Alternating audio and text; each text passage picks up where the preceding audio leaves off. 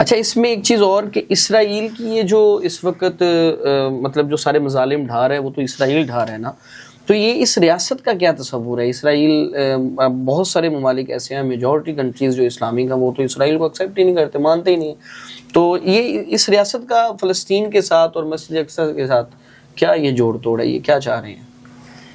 سب سے پہلی بات سمجھیں کہ 19ویں صدی سے پہلے جی یہودیوں کی کوئی اپنی ریاست روئے زمین پہ نہیں تھی، بالکل ایسے ہی، یعنی یہ بکھرے ہوئے تھے۔ اگر ہم اس کی پرانی تاریخ دیکھیں کہ کتنی مرتبہ ان کو یہاں سے نکالا گیا فلسطین سے، جب اپنا بیبلونیا کے بادشاہ نے بخت نصر نے ان کو نکالا، اور بعد میں پھر 70 عیسوی میں ان کو ایک مرتبہ نکالا گیا، تو ان کی ایک تاریخ ہے وہ تو لمبی چوڑی۔ تو یعنی 19ویں صدی تک یہودی جو ہیں پورے روئے زمین پر بکھرے ہوئے تھے مختلف جگہوں پہ، ان کی اپنی کوئی باقاعدہ اسٹیٹ یا ریاست نہیں تھی۔ 19ویں صدی میں ایک تحریک چلتی ہے جسے صہیونی تحریک ہم کہتے ہیں، صہیونیت کی ایک تحریک چلتی ہے جس کا مقصد یہ تھا کہ یہودیوں کا کوئی اپنا ملک ہونا چاہیے۔ عمومی طور پہ یہ لفظ آپ سنتے ہیں صہیونی تحریکیں، تو اس کا مقصد یہ تھا کہ یہودیوں کا اپنا کوئی ملک ہونا چاہیے، اپنی اسٹیٹ، اپنی کوئی ریاست ہونی چاہیے۔ یہ ایک تاریخ چلتی ہے 19ویں صدی میں۔ پھر ہوتا گیا 1917 میں، آپ کو پتہ ہے کہ جب قبضہ کیا ہے برطانیہ نے فلسطین کے اوپر، اس وقت برطانیہ کا قبضہ ہمارے اس برِ صغیر پہ بھی تھا، بالکل ایسے، اور ادھر فلسطین پہ بھی برطانیہ کا قبضہ تھا۔ تو انہوں نے پھر یہودیوں کو، یہ پوری دنیا میں جہاں پہ تھے، انہیں یہ اپنا عندیہ دیا کہ ہم تمہیں یہاں پہ کچھ حصہ دیتے ہیں یا تمہاری مدد کرتے ہیں، تو یہاں پہ تم اپنی جو ہے ریاست قائم کرو۔ یہ پس منظر ہے۔ اچھا اب ہوا گیا کہ 1917 کے بعد یہودی جو ہیں یہ سارے کے سارے وہاں پہ جمع ہونے شروع ہو گئے، مختلف ان کی جو عسکری تنظیمیں تھیں اور دیگر وہاں پہ فلسطین میں جو بکھری ہوئی تھی، بکھرے ہوئے تھے۔ یہ جب وہاں پہ کچھ انہوں نے زمینیں خریدی بھی ہیں، بہت تھوڑی سی، جو آج یہ بھی کہا جاتا ہے نا کہ جی یہ تو یہودیوں کی اپنی زمین ہے، انہوں نے تو فلسطینیوں سے خریدی ہیں، تو وہ تو کوئی سمجھ لیں آپ پوری 7% ہوگا صرف جو انہوں نے حصہ خریدا ہے، 7%، بہت، اس سے 1% بھی اوپر نہیں ہے۔ تو جب یہ وہاں پہ جمع ہوئے ہیں، انہوں نے اپنی جو عسکری تنظیمیں تھیں پوری دنیا سے ان کو بلایا فلسطین میں۔ اب ہوا یہ کہ یہودیوں کی اور جو فلسطینی تھے ان کی آپس میں چپکلیں شروع ہو گئی، ان کی جھڑپیں شروع ہو گئی۔ جب یہ تھوڑی سی بات آگے بڑھی تو برطانیہ درمیان سے نکل گیا بڑی ہوشیاری کے ساتھ۔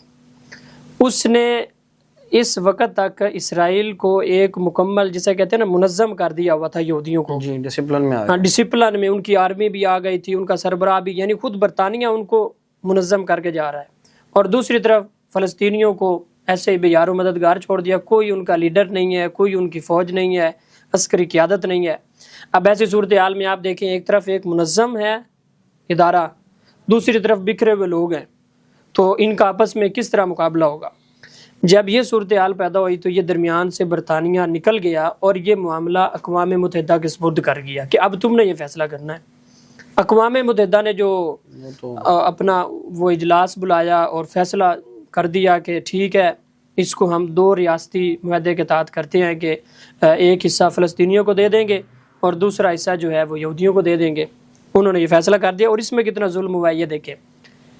1948 میں یہ ہوا ہے، 1948 میں یہ اقوام متحدہ نے یہ کام کیا ہے۔ اس وقت جو یہودی تھے فلسطین میں، ان کی آبادی کا پرسنٹیج تھا 33%، یعنی یہودی ٹوٹل جو تھے 33% تھے، اور فلسطینی کتنے تھے؟ 66%۔ اب جب انہوں نے علاقے تقسیم کیے تو جو 1/3 ہیں، یعنی جو 33% ہیں، ان کو کتنی زمین دے رہے ہیں؟ 58%۔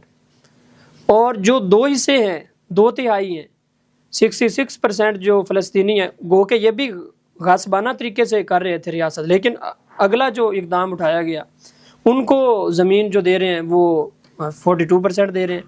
مطلب سٹارٹ میں پہلا ظلم تو یہ ڈھا دیا نا، غیر منصفانہ تقسیم، بالکل، یعنی جو 1/3 ہیں ان کو 58%، اور جو میجورٹی ہے اس کو 42%۔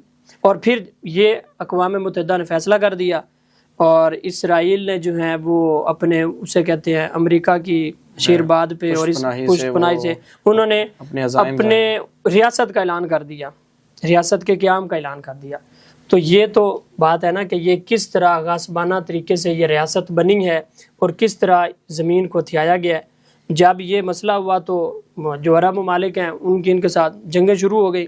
تو ظاہر ہے جو ریاست اس طرح سے وجود میں آئی ہو تو پھر اس کو دوسرے جو ممالک ہیں انہوں نے کس طرح اسے تسلیم کرنا تھا. تو یہ اصل وجہ ہے.